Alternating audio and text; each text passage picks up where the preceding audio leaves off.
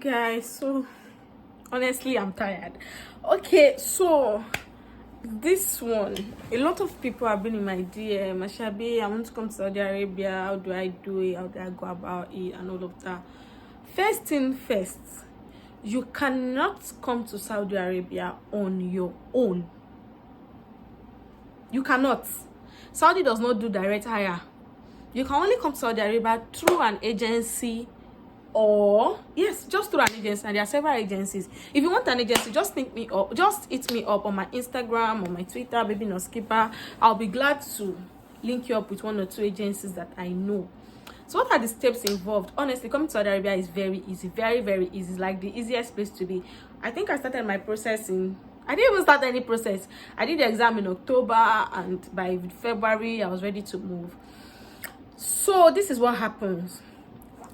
And the agency, when the agency wants to recruit, like when Saudi Arabia wants to recruit nurses, they reach out to their agents and all of that. So their agent would announce. It's usually quite secretive in Nigeria because of, there was one incident where federal government came to bust the site of the recruitment. So they would not tell you the venue. So don't be afraid. When you see venue undisclosed, don't be afraid. They're not going to disclose the venue to you until a day to the exam or 2 days to the exam. And usually I think they do the exam in Lagos and in Abuja. So when you register with the agency will bring people from the Ministry of Health, depending. Some agency recruits for private, some people recruit for the government. So those that recruit for the government come from the Ministry of Health. They would come to Nigeria, they will do an exam. The exam is always quite simple, to be honest.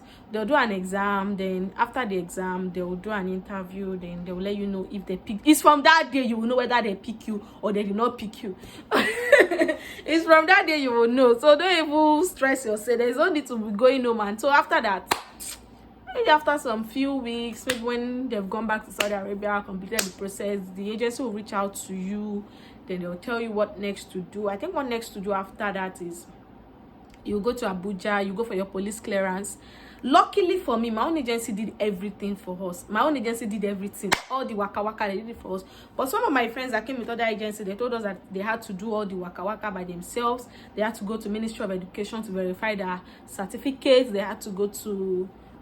I can't remember, but don't worry. When you get there, your agency will let you know what and what to do. Then you need to do a police clearance. This was the one that showed me shaggy because my NIN, something happened to my NIN, blah blah blah blah blah. I toyed for weeks. In fact, at the point I was like, well, I don't even go this place again. Maybe they leave me alone. The stress was a lot. If you knew me at that point, you know I was really, really stressed.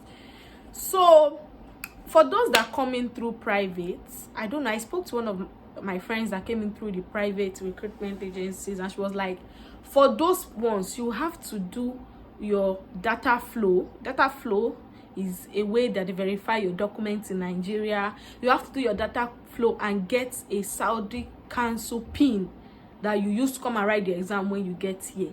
But we that came with the ministry, the government facility, they didn't ask me to do anything from it. It's when I got here, they are just telling me, oh, you have to do your data flow to register for Saudi council and all of that. It's when I got here that they said all of that to me. They didn't tell me anything in Nigeria. So what else? Do your police clearance, you do... Yes, I think that's all. Then you go for your data capturing. Then the visa is usually out in like 1 or 2 weeks. Then afterwards, you're ready to travel. The agency will tell you the date you have to travel. So that's all. It's basically very simple. And I don't know, before Saudi used to recruit once in a year, but now I think they do more frequently, especially for nurses. They are really, really short staff. Like the pros and cons of Saudi. You will make money. Oh. Seriously, you would make money because you're not going to spend money on anything as a nurse. You're not going to spend money. They will feed you, they'll give you accommodation. Those in private, they get, I think, allowances instead, maybe allowances for food. But they cook for us where I am. Some people in other regions say they give them money, some people say they give them foodstuffs, but in my own region, they cook for us and we have free accommodation. Free accommodation is for everybody. And if you're a doctor, you can come with your family. They're going to sponsor you and your family. They're going to give you accommodation allowance. Yes, I think accommodation. I don't know if they give them feeding allowance or not. I don't know about that one. But what are the cons? Honestly, the truth is that, see, when I was coming to Saudi, I searched on YouTube. I just wanted to see someone that was working in Saudi that had something to say. I realized that a lot of Saudi nurses are not on YouTube, on like UK, US, where you get a lot of information and all of that. So it's really, really quite. So if you have any questions, you can reach out to me on my Instagram, on my Twitter, anywhere. Don't worry, I'll be glad to respond to you.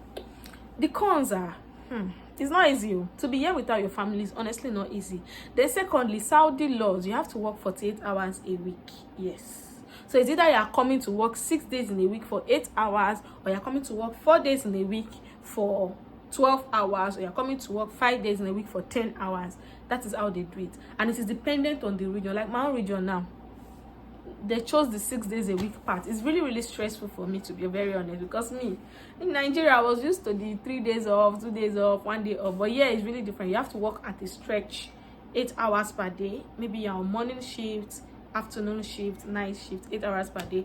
But some of my friends in other regions say they work 12 hours, 7 to 7, and they get 3 days off. I would have actually preferred that, to be honest, because me, I would rather just be in my bed, even though I'm not doing anything. So that's just it. More videos will come through later. This is just a sharp thing and all of that. Bye.